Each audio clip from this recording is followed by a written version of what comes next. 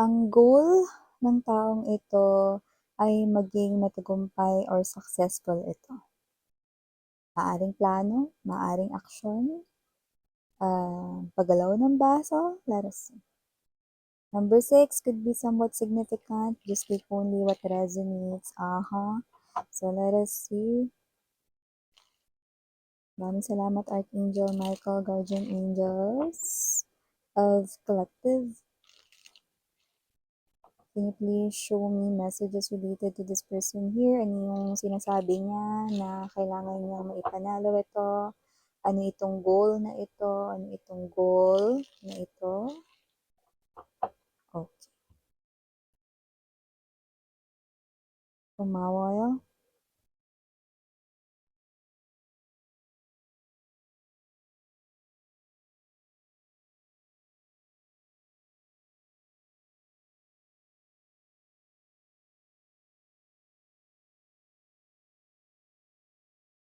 Okay, halo ang energy. So, nakikita ko rito. So, just take only what resonates, okay? You are appearing as the Queen of Swords right in here. Yes. Ang bagay na ito ay posibleng nagdala ng kaguluhan sa isipan mo at kahit na parang medyo itong issue na 'to ay kay tagal na, posibleng ito ay naaalala mo pa rin 'no, paminsan-minsan lalo na kapagka may brought back ng topic na ito. Oh, see, we have here this King of Swords now. So you are divine counterparts. Maybe this is your ex-husband, ex-wife right in here, ex-boyfriend, ex-girlfriend, ex-partner, ex-ka-live-in, or basta ex na karelasyon. We have here this. Sa side mo, 9 of Coins, Queen of Swords. Okay, 7 of Coins. Okay. 6 of Cups. Yes, man kayong past talaga ng taong ito. Bottom of the deck, we have the 2 of Coins. Yasi. Hati ang energies. Pero explain ko sa inyo yan maya-maya. Pero kung sino man ito, with this very strong justice energy, 2 of Wands, mukhang dumating na yung tamang oras or tamang panahon upang mag-usap kayong dalawa. Kung sino tong tao na to, ayaw niya. Okay? At hindi siya rito gumagawa ng paraan. Ayaw niyang ano yan. Ayaw kanyang sukuan. Okay? So, kahit na ilang beses mo pa siya ritong itaboy or yung iba pinapaalis mo siya pero nagte-text, nagchat-chat, tumatawag pa rin siya sa inyo kasi ayaw kanyang sukuan, ayaw kanyang pakawalan. Ang taong ito no ay nagtataglay dito ng 5 of Cups energy. So, ang taong ito no ay nagpa-process from the place of his or her sad emotions. At nakikita ko na may mga bagay ka rin na gustong sabihin sa kanya kaya maaaring pumayag ka rin na kayong dalawa ay mag-usap. Magkakaroon dito ng confrontation sa pagitan ninyong dalawa, no? At nakikita ko rito may mga hati ang inyo ritong emotions or damdamin, no? Pero nakikita ko, no, na habang ikaw ay nagsasalita, ang taong ito ay nakatitig sa iyong mukha dahil siya ay oobserbahan, no? Kung ano ang iyo ritong saloobin, ano yung nararamdaman mo, yan nakikita ko dito. Kaya kung sino man tong energy na to lumalabas, no, na itong tao na to, no, ay yeah, serious siya rito, no, sa pag-uusap niya ito. Okay? At saka nakikita ko rin dito, no, na maiiyak ka, no, at alam mo yung puso niya parang unti-unting pinipilas, no, kasi okay, etong inyong pagkikita, no, dahil makikita mo yung mukha niya, no, maaalala mo rito yung kanyang naging kasalanan sa'yo. Okay? At yun nga yung magiging topic or ang pag-uusapan ninyo. Pero isa na rin itong magandang oportunidad kasi para kayo ay tuluyan na talagang makalaya sa kung ano man, no, lalo na ikaw, may mga gusto ka pang sabihin sa kanya, no, sige, carry lang, no, gusto mo siyang murahin, mare, go. Alam mo, tut, tut, tut, tut, tut ka. Yan o, go lang, yan o. Kung gusto mo ilabas yun lahat, ilabas mo na, diba? So, yun nakikita ko dito. So, it's time, okay, para makahinga ka na, okay? So, bago natin pag-usapan itong reading ninyo, no, na parang mala teleserye ang dating. Mabatiin muna natin everybody. Hi and hello there everyone, my name is Yan. Welcome new subscribers. Ito yung instant buyers. Thank you so much Puyaters. Maraming salamat. At kung hindi nyo pa alam, mayroon pa tayong main channel. Link down below sa ating description box. Kaya kung interesado, i-click lang yan para mapunta kayo there in araw-araw ay nag-upload po tayo ng collective readings for all signs doon. At kung hanap ninyo ay reading per zodiac sign, doon nyo rin po yun matatagpuan. At syempre, pakatandaan, wala po tayong gender dito sa babae, lalaki, LGBT, lahat kayo mga mahal. Welcome kayo rito na piliin lamang yung mga mensahe na nag-resonate para sa inyo and leave the rest behind kasi baka yung iba ay para sa ibang viewers naman. At syempre, pakatandaan na timeless ang ating lahat ng readings. Ibig sabihin, pwedeng nangyari na po, sa iba nangyayari na, sa iba mangyayari pa lamang. Kaya naman, just take only what resonates. Okay, so here, makikita ko, no, na isa na rin itong magandang pagkakataon, no, para mailabas mo ang iyong damdamin dito. No? Kaya mag-alala ang mag-i-initiate or ang mag-uumpisa or magsisimula ng pag-reach out para mag-usap kayo ay sa kanyang side ko, more likely nakikita. Ang taong ito, no, alam mo, nasasaktan siya kapag nakikita ka niya ditong umiiyak, na meron ditong maiiyak dahil sa buwisit sa kanya. Meron ditong maiiyak 'no, habang naaalala mo rito 'no, habang sinasabi mo sa kanya rito yung mga hindi mo nasabi dati kasi lumabas siya ng pinto 'no, nagsasalita ka pa, hindi ka niya pinatapos dito 'no, or umalis siya 'no, hindi mo man lang nasabi sa kanya, yung iba ginost kayo rito, wala talagang pagkakataon na makapagsabi kayo ng emotions and feelings. Eto na yan mare, okey?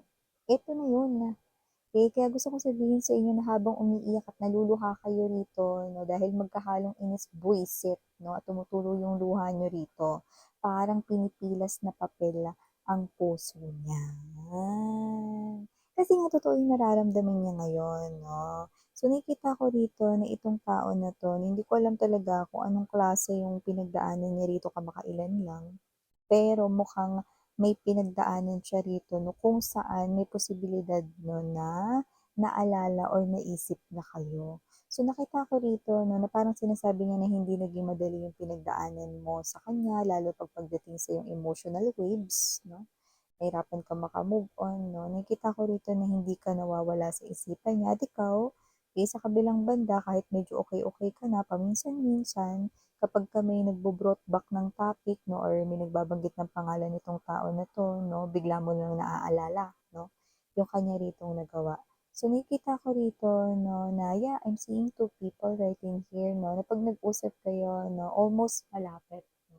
Yung as in personally talaga 'no, makakausap mo siya rito 'no, ay nakikita ko rito na this person here, you will see in his or her eyes 'no. Alam naman natin that the eyes ay ang window ng soul.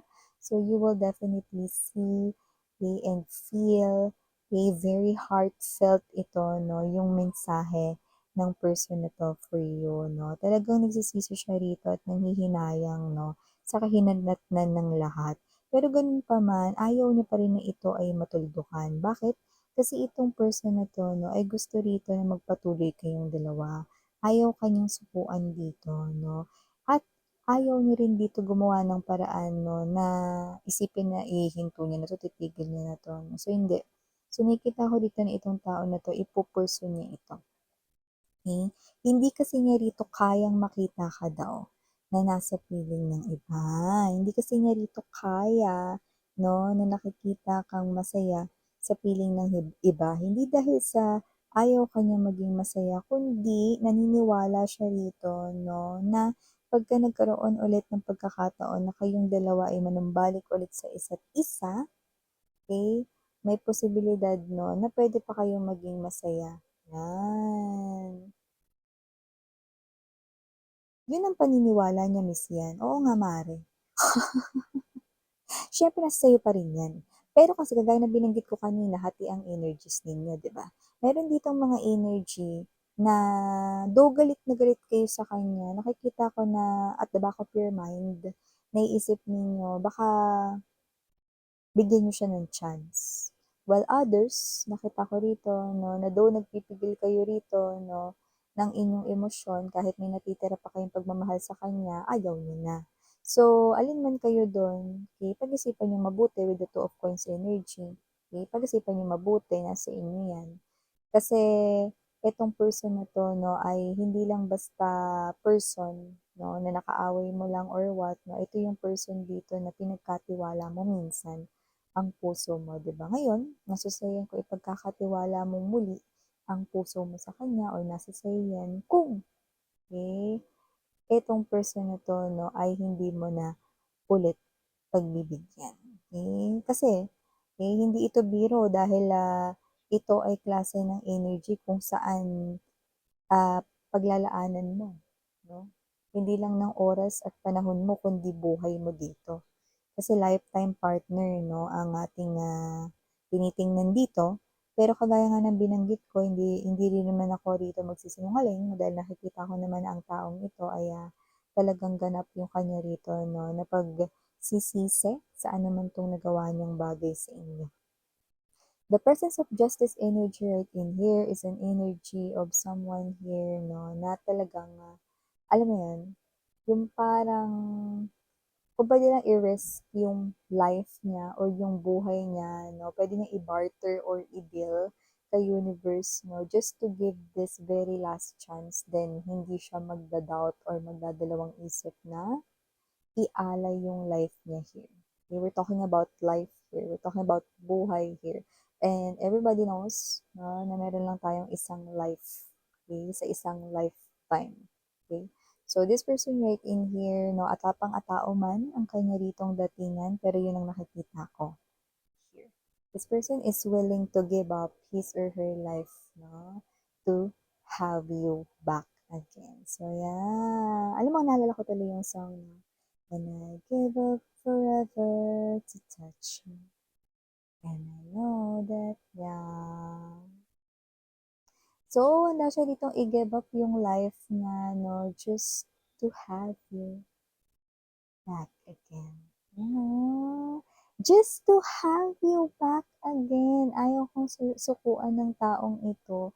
Nasa sa'yo kung ipapataw mo ang kapatawaran na hihingin or hinihingi niya na ngayon sa'yo. Ang taong ito 'no, ay kasado na at meron na ritong schedule. Nakaplano na kung kailan kanya kakausapin 'no. Ito ay hinihintay niya na lamang 'no. So, meron akong mga nakikitang specific numbers dito, could be possible dates yan. So, just take only what resonates. I'm seeing number 2, 5, and 12. Yan o. So, maaaring either yan ay mga dates, okay, sa loob ng months, or baka buwan din yan, or even time, no? Time, okay? So, just take only what resonates, okay? Those could be possible as specific clues and hints, okay?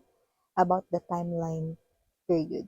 However, this person here, if you want to have that full honesty, heartfelt, heart-to-heart talk, no, or conversation, you will definitely have that with this person. Okay? So, alam ko naman, no, na ayaw nyo rin sayangin yung oras at panahon ninyo, no, just by hearing nonsense things, no, or makikinig, tapos pagbibigyan, tapos babalik na naman ulit sa dati, no, ayaw nyo na ng ganon, no. So, repeated cycles like that, no, hindi mo na ini-entertain yun.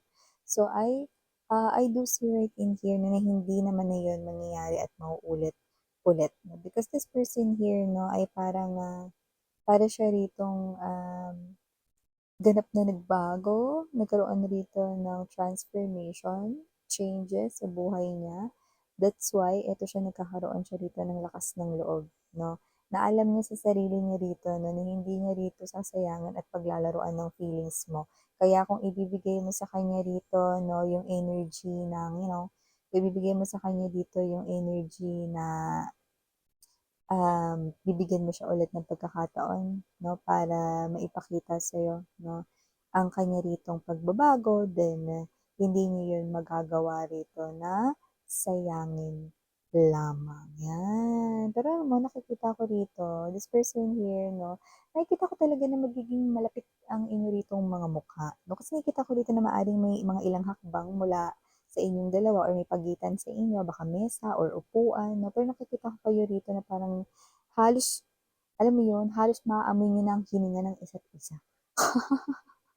So whatever the case may be, expect na rin 'yan, na May possibility rin kasi rito 'no, yung, sense of touch. So, maaaring hawakan niyo po ang inyong mukha, buhok, or ang inyo rito 'no, na likod. Kasi I'm getting that type of, feeling na maaaring yakapin niya rin kayo. Okay. So, para handa kayo. So, itong initials we have here, capital letter N, capital letter E, capital letter Y, capital letter J, and capital letter S, capital letter I, capital letter C, and capital letter O.